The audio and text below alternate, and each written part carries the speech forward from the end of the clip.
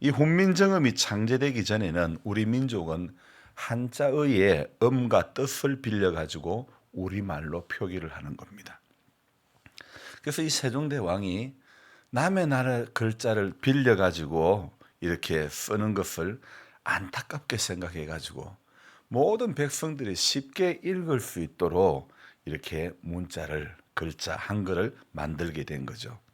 한문은 이 우리말과 서로 통하지 않았으며 배우기에 상당히 어려운 글자였죠. 따라서 일반 서민들이 배우기 쉬운 새로운 글자가 필요했고 또 이에 세종대왕이 백성들의 불편을 이렇게 들어주고 우리말의 자주성과 주체성을 확립하기 위해서 새로운 문자 훈민정음을 창제하게 된 거죠. 그런데요, 이 과정이 쉬운 것만은 아니었습니다. 채말리라고 하는 사람이 한자를 사용하지 않고 새 문자를 만드는 것은 이거는 오랑캐나 하는 짓이다. 이렇게 반대를 하고 그랬지만은 이런 반대를 무릅쓰고 세종대왕은 한글을 반포하였습니다. 국민이 나라의 근본이니 이 민의 생활을 편리하게 하는 것이 군주된 도리다고 이렇게 생각했죠.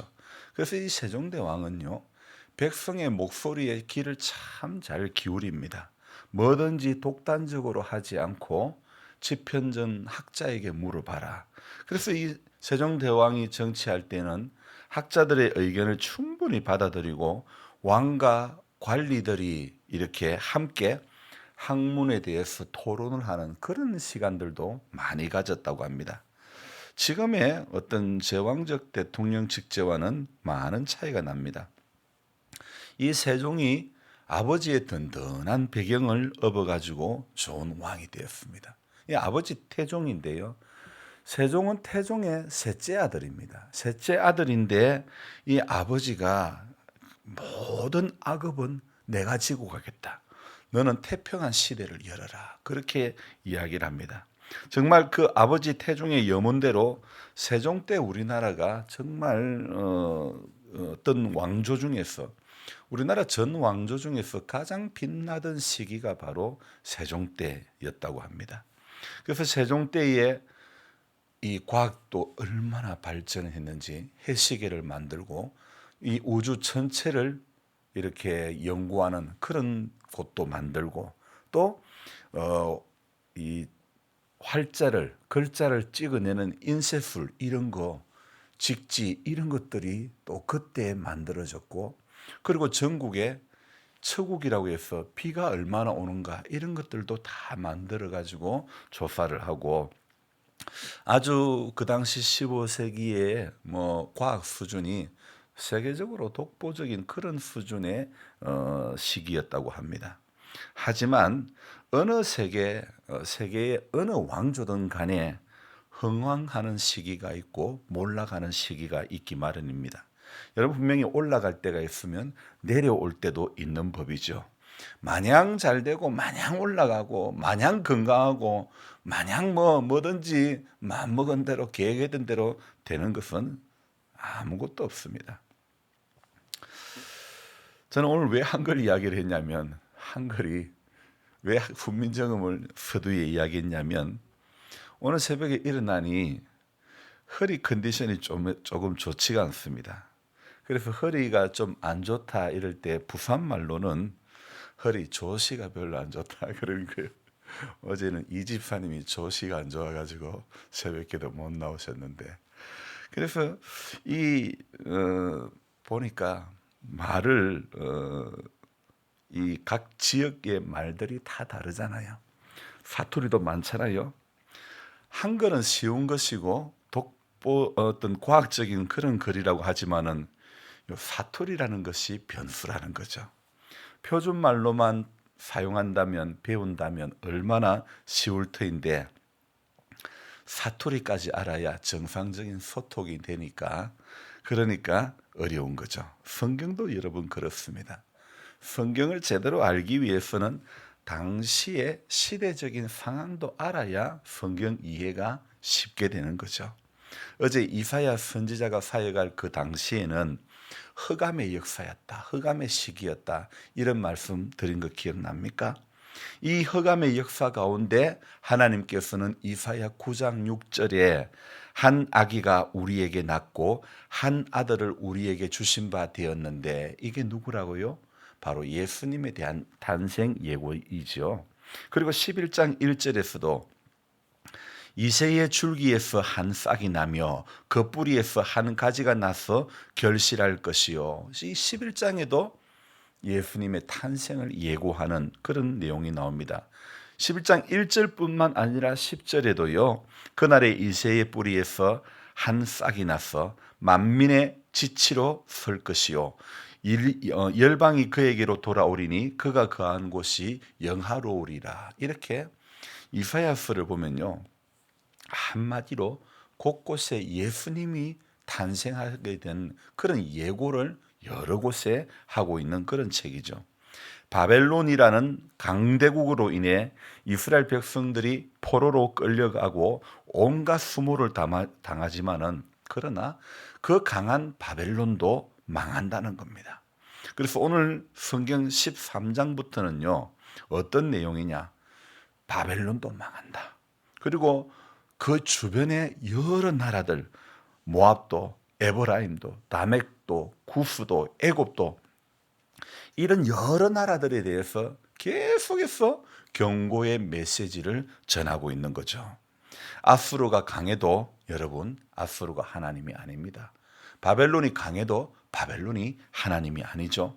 여러분, 나라가 강하다고 영원히 강한 것이 아니고, 힘이 있다고 해서 영원히 힘이 있는 것 또한 아닙니다. 어떨 때요? 힘 있는 그분을 바라볼 때 힘 있는 자, 힘 받은 자가 되는 것이고, 강하신 그분을 바라보아야 강한 자가 되는 겁니다. 아수르 앞에서는 아수르가 제일 강하게 보이고, 바벨론 앞에서는 바벨론이 제일 강하게 보이고, 미국 앞에서는 미국이 제일 강한 것 같아도 강하신 그분의 지배를, 다스림을 받는 나라가 강한 나라가 되는 겁니다. 한 개인이나 국가든 간에 하나님의 도움을 받는 자, 하나님의 도움을 받는 국가가 강한 자고 강한 국가인 것입니다. 왜 이사야 선지자가 바벨론 너 망한다, 아수르, 블레셋, 모압, 시리아 너들 전부 다 망한다, 이 경고의 메시지를 왜 하고 있는 것입니까? 이 말은 하나님이 진짜 왕이다, 너들 아무리 왕이라고, 너들 세계를 지배하는 대단한 나라라고 떠들어봤자 하나님이 진짜 왕이라는 것을, 역사를 주관하시는 분은 하나님이라는 것을 보여주시는 겁니다. 여러분, 성경을 다른 말로 한다면요, 왕이 누군가를 알아가는 책이 바로 성경이라 말할 수 있는 것입니다. 여러분, 일본의 식민 지배를 받을 때에는 나라가 정말 그대로 쭉 갈 것 같았지만은요, 친일파들이 득세할 무렵에 나라는 소망이 없었지만은, 그러나 하나님은 숨은 독립군을 이렇게 세워 가시는 겁니다. 이사야서가 경고의 메시지만 전하는 책이 아니라, 이사야서는 뒤로 가면요, 회복의 메시지를 또 전해주는 그런 책입니다.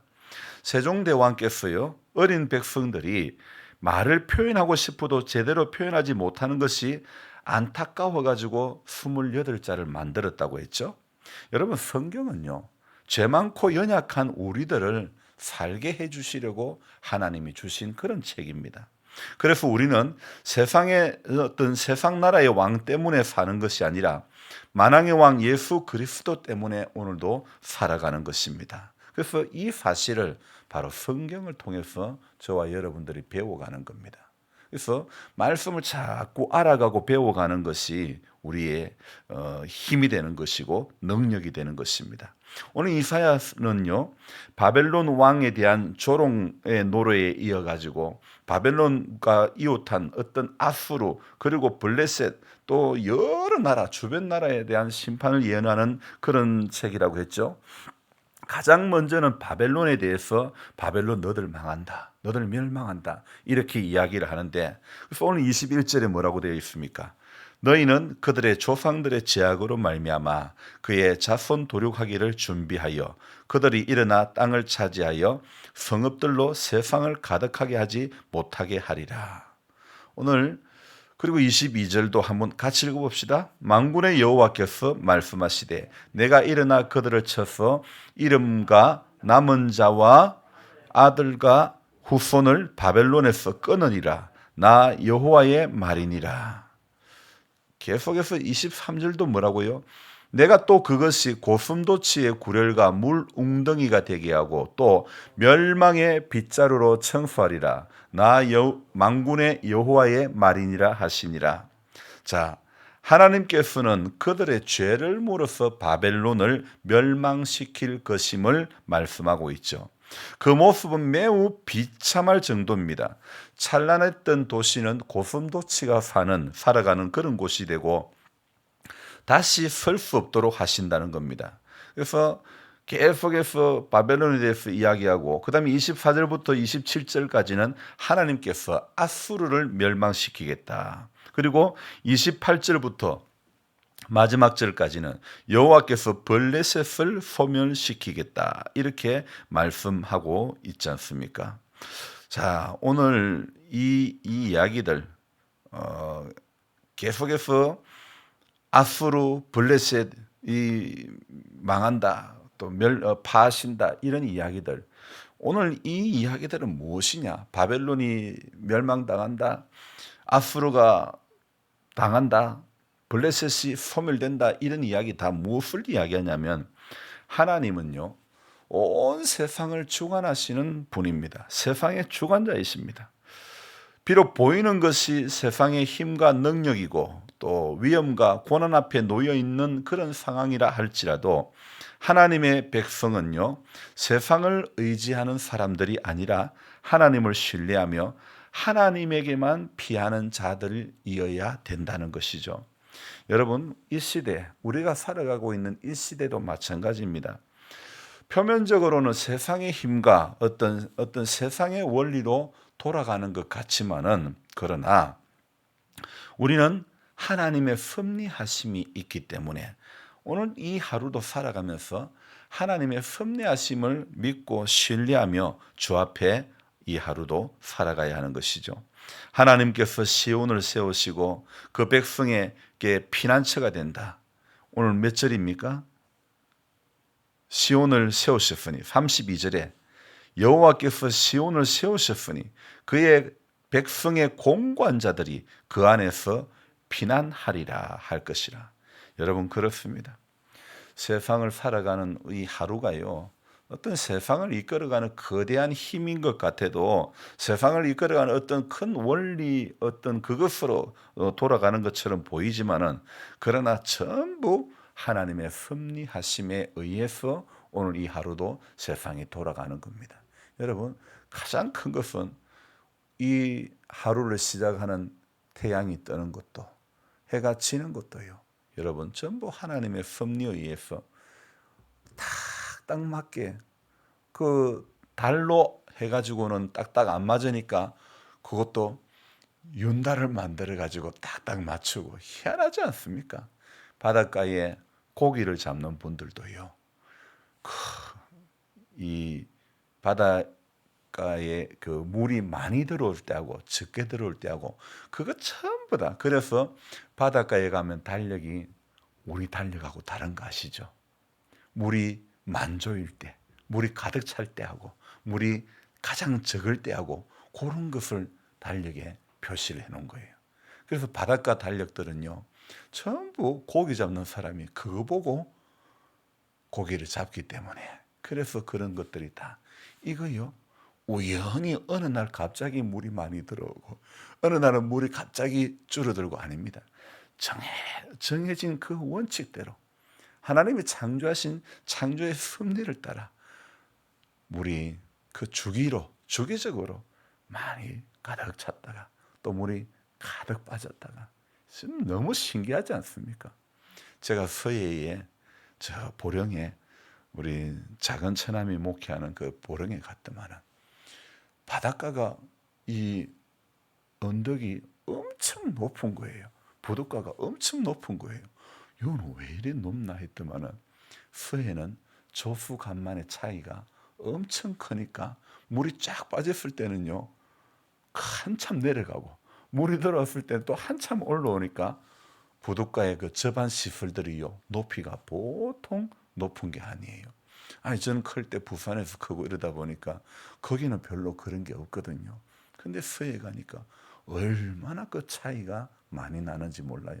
5m도 넘는 것 같아요. 보니까 모든 것이 정해진 하나님의 섭리에 의해서 되어지는 것이지 어떤 세상에 보이는 큰 힘에 의해서가 아니라, 오늘 바벨론도, 오늘 아수르도, 오늘 블레셋도, 모압도 전부 이 15장 16장 들어가면 여러 나라에 대해서 이런 경고의 메시지는 바로 하나님께서 온 세상을 심판하시고 하나님께서 온 세상을 주관하시는 주관자라는 사실을 말씀해 주는 것입니다. 여러분, 그래서 오늘 우리 보이는 것이, 보이는 이 세상이 아니 왜 이랬나, 세상이 왜 이랬나 그렇게 한탄할 필요 없습니다. 하나님이 반드시, 하나님이 오늘도 일하고 계시고 하나님의 공의와 정의를 우리가 하나님 세워 가시기 때문에 하나님의 공의와 정의가 이 땅을 오늘도 다스려 달라고 우리는 기도할 뿐이죠. 하나님 앞에 이 좀 불안정하고 또 좀 상식적이지 않고 이해 안 되는 일들이 많아도 하나님은 오늘도 일하신다. 하나님을 신뢰하고 가면 되는 거죠.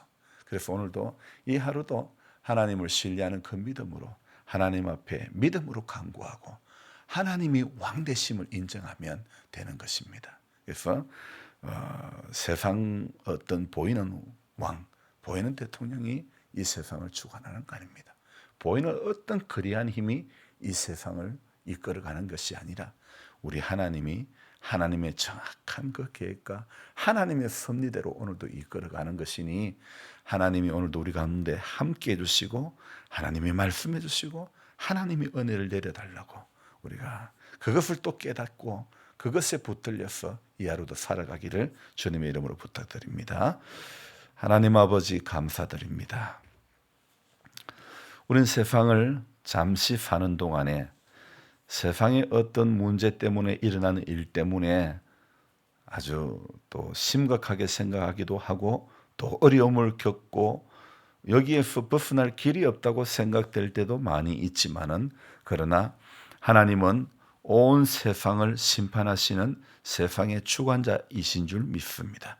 모든 것이 하나님의 섭리와 계획에 의해서 되어지는 것임을 오늘도 인정하고, 하나님 이 땅에 잠시 사는 동안에 내가 왕 되려고 내가 대장 되려고 하지 말고 우리 왕 되신 주님을 바라보고 또 왕 되신 주님이 인도하는 대로 이 세상의 주관자가 세상의 임금, 세상의 대통령이 아니라 하나님이심을 오늘도 우리는 믿음으로 고백하고 그분의 인도하심, 그분의 역사하심을 기대하고 바라고 구할 수 있는 우리 모두가 될 수 있도록 도와주시옵소서. 어떤 세상의 힘과 원리로 돌아가는 것 같이 보인다 할지라도 주님, 우리는 그것에 붙들려서 위축이 되거나 주눅들지 않고 우리는 하나님에 의해 오늘도 살아가는 한 사람이다. 그렇게 믿음으로 고백하며 주님을 왕으로 모시고 왕 되신 주님의 인도를 오늘도 받으며 이 하루도 살게 해 주시옵소서.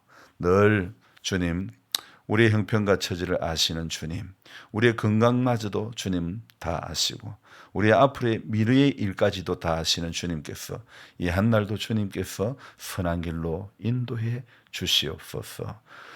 연약한 가운데 계신 우리 권필호 권사님 오늘도 불쌍히 여겨주시고 하나님의 섭리를 우리는 기대하고 바라봅니다. 주님, 하루하루 믿음으로 간구하는 것밖에 우리가 할 수 있는 것은 아무것도 없습니다. 주님, 이날도 주님 은혜를 베풀어 주시고 주님, 연약한 가운데서 우리 모든 성도님들이 주를 바라보고 주를 의지하는 그 믿음 가운데 오늘도 굳건히 서게 하여 주시옵소서. 존귀하신 예수님의 이름으로 감사하며 기도드리옵나이다. 아멘. 간절한 마음으로 주여 부르고 기도합니다. 주여! 주여 주여.